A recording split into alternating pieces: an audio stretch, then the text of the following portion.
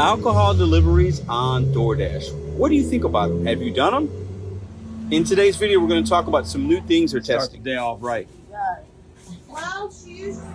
And if you're ready to take them, let's go.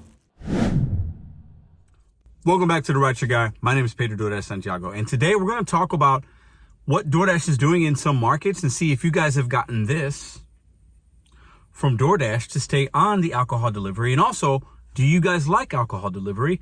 I'm gonna give you guys some information from my perspective, my experience. I do quite a bit of them, and I'll share some knowledge with you guys about what I do when I have those and what to look out for. Let's go. So many of you guys probably already know DoorDash has alcohol delivery for their consumers. Places like 7-Eleven, Total Wine and More, various other, sometimes even restaurants. You might pick up food and there's like a margarita or some kind of beer. I've done those as well. Also, the alcohol delivery might show up on your offer screen. It'll say alcohol delivery, reminding you, got an ID, scan ID, things like that.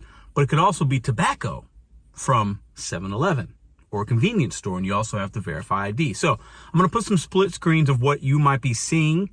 There's a test, a 10-question test that DoorDash is asking you to take to stay on and take advantage of those alcohol delivery opportunities. Now, this is my question for you guys today.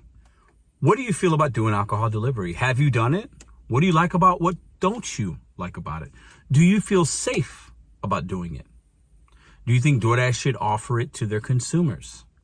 Now, there is a little bit of risk because you want to make sure, okay, you got to validate an ID, you have to scan it. Sometimes the consumer can actually upload a picture of their information. You just verify. You also have to have them sign on your phone, right? So there's some additional steps there, right? And that might pause some drivers from saying, I don't want to have to deal with that. I don't want to have to look at an ID. What if it's fake, Pedro? I don't feel good about it. What if it's a minor? That's why they want to validate your knowledge and take that test, right? Now, for me, I've done probably a couple of hundred of deliveries like this, right? There was one time where it didn't seem right, and I didn't give them the food. They didn't have an ID that was accurate, so I had to take the alcohol back to 7-Eleven. You actually get return pay for that as well. But I understand why some might not want to do it. For me, I don't mind it. I worked in the restaurant business before. I know what to look for on an ID. I look at it as just an added opportunity for me to make money within my day. What do you guys think? Do you feel comfortable with verifying an ID?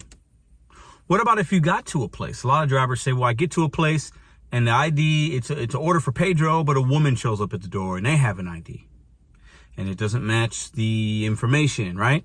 Technically, you don't want to deliver that. Some drivers might, because maybe they appear to be over 21. So there's definitely some added responsibility, right? When in the restaurant industry, we call it RSOA, Responsible Service of Alcohol. You're also not supposed to deliver to people that seem intoxicated. That's part of it as well, right? So let us know in the comments down below, what do you think about the DoorDash delivery option of alcohol and or tobacco? Do you like it? Do you not like it? Let's talk about it in the comments down below. And have you seen this email from DoorDash asking you to verify your knowledge, take the quiz so that you can continue to see these type of offers? Let us know that in the comments down below as well.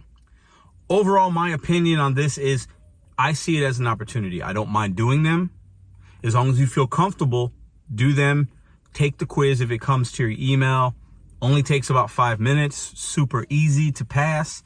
But if you're somebody that doesn't feel responsible enough or doesn't feel confident enough to verify ID, deliver to somebody that might be intoxicated, maybe they give you the wrong ID. If you don't want to have those type of things, definitely don't take those orders. Appreciate you guys for watching this video. If you want to sign up for DoorDash or other gig economy apps, check the description down below. If you want more content about the gig economy, check out these videos. We'll see you next week.